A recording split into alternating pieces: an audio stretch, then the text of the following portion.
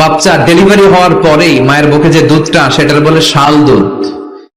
আমাদের সমাজে কিছু ভুল ধারণা রয়েছে যে মায়ের প্রথম দুধ, যেটাকে কলস্টাম অথবা শাল দুধ বলে থাকি, অনেক মায়েরা এই প্রথম দুধ ফেলে দেন।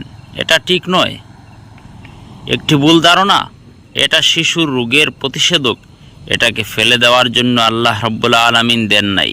আমরা একটু ভেবে দেখি, জঙ্গলের পশু, হরিণ, বাঘ, সিংহ ইত্যাদি, এদের দুধ কে ফেলে দেয়? এ বিষয়ে কোরআন হাদিসের আলোকে কিছু কথা শুনি। বুকের দুধ খাওয়াবেন ছেলে মেয়েদেরকে। বাচ্চা ডেলিভারি হওয়ার পরেই মায়ের বুকে যে দুধটা সেটার বলে শাল দুধ। এটা আল্লাহর পক্ষ থেকে বাচ্চার জন্য প্রাকৃতিক টিকা। সুবহানাল্লাহ বলবেন না? আমরা হসপিটালে যে টিকা দেই 5টা 7টা, প্রথম টিকাটা আল্লাহ ফ্রি দিয়ে দিছে।